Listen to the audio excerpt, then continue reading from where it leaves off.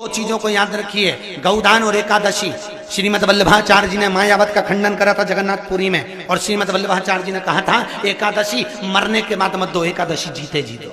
कहा था कि नहीं कहा था? जीते जी दान करिए। इसलिए जगदीश में, जगन्नाथपुरी में एकादशी उल्टी लटकी हुई है। करें आपने दर्शन?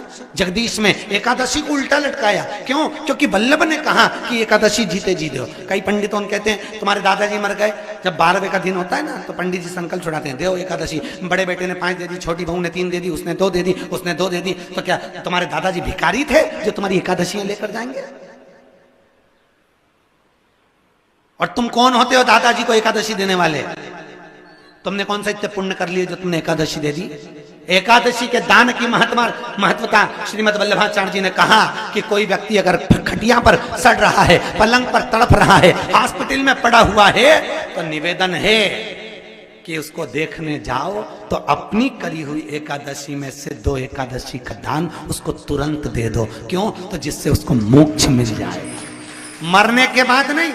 क्योंकि मरने के बाद तो वो 10वें के दिन, गरुड़ पुराण में लिखा है 10 दिन तक जीवात्मा घर की अटारी पे रहती है। कितने दिन? 10 दिन। 10 दिन के बाद जीवात्मा चली जाती है। कहां जाती है? उसको जहां जाना है। 3 दिन में उसको भोग भोगना पड़ता है जीवात्मा को। 3 दिन नरक का भोग भोगती है, उसके बाद स्वर्ग का भोग भोगती है। 18 दिन में ये प्रोसेस पूरी हो जाती है। कितने दिन? 18 दिन। 18 दिन के बाद में उस जीवात्मा को धान के खेत में पटका जाता है। किसके खेत में? धान के, चावल के खेत में। इसलिए कहते हैं एकादशी के दिन चावल मत खाओ। कहते कि नहीं कहते? और क्या कहते हैं? द्वादशी के दिन चावल खाना जरूरी है। एकादशी का पालना करना है तो द्वादशी को चावल का 1 गिलास खाओ, तब द्वादशी को चावल खाओगे तो एकादशी लगेगी। चावल नहीं खाओगे तो एकादशी नहीं लगेगी। द्वादशी को चावल खाना जरूरी है। क्यों कहते हैं? क्योंकि धान के खेत में जीव को छोड़ा जाता है, उस धान के खेत में, चावल के खेत में जीवात्मा रहती है। उसको चिड़िया खाती है तो चिड़िया के रूप में जन्म लेता है, मनुष्य खाता है तो मनुष्य के रूप में जन्म लेता है। इसलिए एकादशी के दिन चावल नहीं खाया जाता, क्योंकि एकादशी के दिन हम चावल खाएंगे तो जीव हत्या का दोष लग जाएगा। फिर कब खाना है? द्वादशी के दिन। द्वादशी के दिन क्यों खाया जाता है? क्योंकि हम एकादशी के व्रत करे रहते हैं, और पहला घासा जब चावल का खाते हैं तो अपनी करी हुई एकादशी का पुण्य, जितने जीव हमारे मुंह में जाते हैं उनको उसका पुण्य मिल जाता है, और उनका फिर जन्म नहीं होता, वो तर जाते हैं, उनको एकादशी का भाग मिल जाता है। इसलिए कहते हैं एकादशी को चावल मत खाओ, पर द्वादशी को। एकादशी के दिन जब आप जल शंकर को चढ़ाने तो रोज ही जाते हैं। जब एकादशी का दिन रहे और शंकर जी के मंदिर में आप जल समर्पित करें तो 3 बार मुख से स्वधा स्वधा स्वधा या स्वधा स्तोत्र का पाठ, जिसमें 12 श्लोक। 2-4 हैं, पैसा तो आ रहा है पर घर में टिक नहीं रहा। डॉक्टर में, पुलिस में, एक्सीडेंट आदि में, कहीं गलत जगह पर, व्यसन में अगर पैसा जा रहा है, जुए में, मांसाहार, मदिरा पान, या कहीं आया पैसा, पैसा आने में कमी नहीं, आ रहा है पर टिक नहीं रहा, रुक नहीं रहा। कोई मांगने आ गया, दे दिया, फिर वहां से अपने पास नहीं आ रहा, अपन कह रहे हैं भैया हमारा पैसा लौटा दो, नहीं आ रहा। तो महाराज शिव महापुराण की कथा कहती है एकादशी के दिन गंगा के जल में मात्र 7 बेलपत्री डालकर, जो नंदीश्वर भगवान अर्थात जो शंकर जी के शिवलिंग के सामने नंदी होता है, उस नंदी के चरण पर गंगा का जल चढ़ाकर बेलपत्री शिव पर समर्पित कर देता है, उसके घर में रुपया रुकना चालू हो जाता है। फिर वो गलत जगह पर नहीं जाता, गलत स्थान पर वो धन जाएगा ही नहीं। तूने संहार किया, मांग तुझे क्या चाहिए। एकादशी ने भगवान विष्णु से कहा, नाथ प्रभु वर दे दो, मृत्यु लोक में जो मनुष्य मेरा व्रत करेगा, चाहे जलचर, थलचर, वायुचर या सांसारिक मनुष्य, मेरा अगर एकादशी का व्रत करेगा, प्रभु उसके यहां धन धान्य वैभव सुख संपदा बढ़ेगी, और उस जीवात्मा को नरक नहीं भोगना पड़ेगा, सीधे वैकुंठ का उसको वास मिलेगा। जब जीव आत्मा को लेकर चला जाएगा यम के दूत जब बंदी बनाकर ले जा रहे होंगे उस जीवात्मा को जिसके प्राण छूटे होंगे, यम के दूत जब बंदी बनाकर ले जा रहे होंगे, तब मुझे वर दो कि मैं इसका हाथ पकड़कर बेतरनी से पार उतार कर सारे नरकों से निकालती हुई आपके धाम में लेकर आऊं। भगवान ने वर दे दिया, तथास्तु। हे एकादशी सुनो, मृत्यु लोक का मनुष्य अन्न का त्याग कर कर, क्योंकि अन्न में एकादशी के दिन पाप पुरुष रहता है, अन्न का त्याग कर कर एकादशी के दिन जो मनुष्य तुम्हारा व्रत धारण करेगा, उस व्रत को करेगा और उस व्रत को धारण करेगा, उसकी मनोकामना पूर्ण होकर वो मेरे ही धाम को जाएगा। ये तो हुआ एकादशी के जन्म की कथा। एकादशी के दिन गंगा के जल में मात्र 7 बेलपत्री डालकर जो नंदीश्वर भगवान अर्थात जो शंकर जी के शिवलिंग के सामने नंदी होता है, उस नंदी के चरण पर गंगा का जल चढ़ाकर बेलपत्री शिव पर समर्पित कर देता है, उसके घर में रुपया रुकना चालू हो जाता है। फिर वो गलत जगह पर नहीं जाता, गलत स्थान पर वो धन जाएगा ही नहीं। बेटा अगर व्यसन में पड़ा हुआ है, मदिरापान में पड़ा हुआ है, मांसाहार में, जुए आदि में जा रहा है, तुम्हें लग रहा है कि मेरा बेटा गलत मार्ग पर जा रहा है, ये मित्र दोस्ती गलत हो रही है, वो सही जगह पर आ जाए। करना है एकादशी।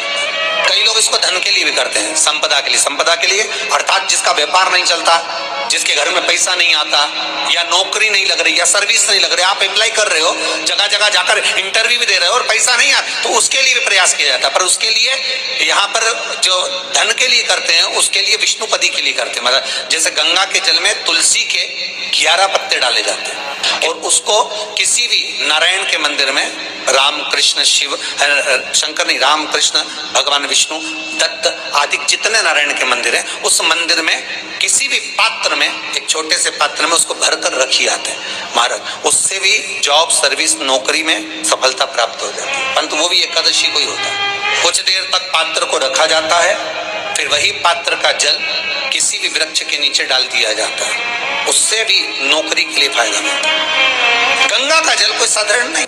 दशमी, एकादशी और द्वादशी, इन 3 तिथियों पर एक रोटी में थोड़ा सा मीठा रखकर सोमक पितृ का नाम लेकर यदि गाय को खिला दिया जाता है, तो अगर कोई पूर्वज प्रेत योनि में भी पड़ा हुआ होता है, भटक रहा होता है, जिसको पिंड नहीं मिला, जो अचानक मर गया होता है, अधोगति में चले गया होता है, उस जीव की मुक्ति दशमी, एकादशी और द्वादशी, ये 3 दिन सोमक पितृ का नाम लेकर रोटी में, पूड़ी में मीठा रखकर अगर गाय को खिला दिया जाता है, ये 3 दिन तक, तो वो पितृ कभी भटकते नहीं है, उनको मुक्ति प्राप्त हो जाती है, मोक्ष में। नहीं, एकादशी है कौन, क्यों इसकी इतनी प्रधानता है, क्यों इसकी पुण्यता है, ऐसा क्या है एकादशी में जो इसकी पुण्यता मानी जाए? कौन है ये जो भगवान नारायण तक एकादशी का व्रत करते हैं? सुभद्रा जी को भगवान जगन्नाथ ने, जगदीश ने एकादशी का व्रत कराया था। बद्रीनारायण भगवान को माता लक्ष्मी ने एकादशी का व्रत कराया था। क्यों? चंद्रायण एकादशी व्रत की माता। एकादशी है कौन? तो कहा जिसको व्रत करने पर भगवान नारायण भी जिसका व्रत करते हो, भगवान माता लक्ष्मी जिसका व्रत करती हो, वो एकादशी है कौन? तो शास्त्र वर्णन करता है महाराज, स्कंद पुराण का सुंदर चातुर्मास्य खंड के अंतर्गत वर्णन आया है महाराज।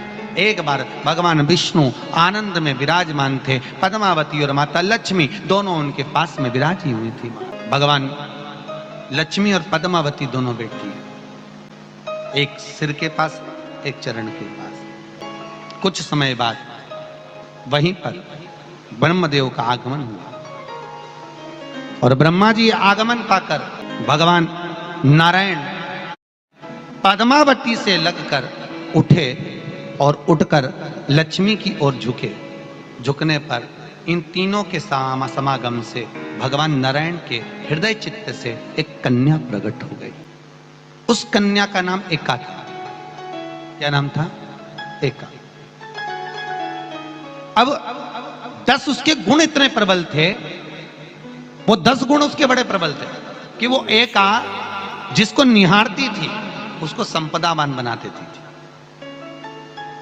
जिसको देख लेती थी उसके जीवन में वो आनंद की अनुभूतियां करा देती थी। एका जिस मार्ग से जाती थी उस मार्ग के द्वार खोल देती थी। एका का पुण्य इतना पुण्य प्रखर। पद्मावती और लक्ष्मी ने कहा, महाराज ये बेटी आपके द्वारा निर्मित हुई है, इसका कन्यादान करना चाहिए। हमारे यहाँ हिंदू धर्म में रीति है, जिस दिन कन्यादान करा जाता है उस दिन व्रत रखा जाता है। अब आजकल रखते कि नहीं रखते मालूम नहीं, और कन्यादान करते समय व्रत रखा जाता है। व्रत रखना, एका का कन्यादान करना है। भगवान बोले कन्यादान करें, किसको दें? एका किसको दी जाए? एका प्रदान किसको करी जाए? पुण्यता किसको दी जाए? भगवान नारायण ने उसी समय लक्ष्मी और पद्मा से पूछा, तुम एकादशी के दिन जब आप जल शंकर को चढ़ाने तो रोज ही जाते, जब एकादशी का दिन रहे और शंकर जी के मंदिर में आप जल समर्पित करें तो 3 बार मुख से स्वधा स्वधा स्वधा या स्वधा स्तोत्र का पाठ, जिसमें 12 श्लोक। 2-4 हैं, पैसा तो आ रहा है पर घर में टिक नहीं रहा। डॉक्टर में, पुलिस में, एक्सीडेंट आदि में, कहीं गलत जगह पर, व्यसन में अगर पैसा जा रहा है, जुए में, मांसाहार, मदिरा पान, या कहीं आया पैसा, पैसा आने में कमी नहीं, आ रहा है पर टिक नहीं रहा, रुक नहीं रहा। कोई मांगने आ गया, दे दिया, फिर वहां से अपने पास नहीं आ रहा, अपन कह रहे हैं भैया हमारा पैसा लौटा दो, नहीं आ रहा। तो महाराज शिव महापुराण की कथा कहती है, एकादशी के दिन गंगा के जल में मात्र 7 बेलपत्री डालकर जो नंदीश्वर भगवान अर्थात जो शंकर जी के शिवलिंग के सामने नंदी होता है, उस नंदी के चरण पर गंगा का जल चढ़ाकर बेलपत्री शिव पर समर्पित कर देता है, उसके घर में रुपया रुकना चालू हो जाता है। फिर वो गलत जगह पर नहीं जाता, गलत स्थान पर वो धन जाएगा ही नहीं। तूने संहार किया, मांग तुझे क्या चाहिए। एकादशी ने भगवान विष्णु से कहा, नाथ प्रभु वर दे दो, मृत्यु लोक में जो मनुष्य मेरा व्रत करेगा, चाहे जलचर, थलचर, वायुचर या सांसारिक मनुष्य, मेरा अगर एकादशी का व्रत करेगा, प्रभु उसके यहाँ धन धान्य वैभव सुख संपदा बढ़ेगी और उस जीवात्मा को नरक नहीं भोगना पड़ेगा, सीधे वैकुंठ का उसको वास मिलेगा। जब जीव आत्मा को लेकर चला जाएगा, यम के दूत जब बंदी बनाकर ले जा रहे होंगे उस जीवात्मा को, जिसके प्राण छूटे होंगे, यम के दूत जब बंदी बनाकर ले जा रहे होंगे, तब मुझे वर दो कि मैं इसका हाथ पकड़कर बेतन्नी से पार उतार कर सारे नरकों से निकालती हुई आपके धाम में लेकर आऊं। भगवान ने वर दे दिया, तथास्तु। हे एकादशी सुनो, मृत्यु लोक का मनुष्य अन्न का त्याग कर कर, क्योंकि अन्न में एकादशी के दिन पाप पुरुष रहता है, अन्न का त्याग कर कर एकादशी के दिन जो मनुष्य तुम्हारा व्रत धारण करेगा, उस व्रत को करेगा और उस व्रत को धारण करेगा, उसकी मनोकामना पूर्ण होकर वो मेरे ही धाम को जाएगा। ये तो हुआ एकादशी के जन्म की कथा। एकादशी के दिन गंगा के जल में मात्र 7 बेलपत्री डालकर जो नंदीश्वर भगवान अर्थात जो शंकर जी के शिवलिंग के सामने नंदी होता है, उस नंदी के चरण पर गंगा का जल चढ़ाकर बेलपत्री शिव पर समर्पित कर देता है, उसके घर में रुपया रुकना चालू हो जाता है। फिर वो गलत जगह पर नहीं जाता, गलत स्थान पर वो धन जाएगा ही नहीं। बेटा अगर व्यसन में पड़ा हुआ है, मदिरा पान में पड़ा हुआ है, मांसाहार में, जुए आदि में जा रहा है, तुम्हें लग रहा है कि मेरा बेटा गलत मार्ग पर जा रहा है, ये मित्र दोस्ती गलत हो रही है, वो सही जगह पर आ जाए। करना है एकादशी। कई लोग इसको धन के लिए भी करते हैं, संपदा के लिए। संपदा के लिए अर्थात जिसका व्यापार नहीं चलता, जिसके घर में पैसा नहीं आता, या नौकरी नहीं लग रही, या सर्विस नहीं लग रही, आप अप्लाई कर रहे हो, जगह जगह जाकर इंटरव्यू भी दे रहे हो और पैसा नहीं आता, तो उसके लिए भी प्रयास किया जाता है। पर उसके लिए यहाँ पर जो धन के लिए करते हैं, उसके लिए विष्णुपदी के लिए करते हैं। मतलब जैसे गंगा के जल में तुलसी के 11 पत्ते डाले जाते हैं, और उसको किसी भी नारायण के मंदिर में राम कृष्ण शिव शंकर नहीं, राम कृष्ण भगवान विष्णु दत्त आदि जितने नारायण के मंदिर हैं, उस मंदिर में किसी भी पात्र में, एक छोटे से पात्र में उसको भरकर रखी आते हैं महाराज। उससे भी जॉब सर्विस नौकरी में सफलता प्राप्त हो जाती है, परंतु वो भी एकादशी को ही होता है। कुछ देर तक पात्र को रखा जाता है, फिर वही पात्र का जल किसी भी वृक्ष के नीचे डाल दिया जाता है, उससे भी नौकरी के लिए फायदा मिलता है। गंगा का जल कोई साधारण नहीं।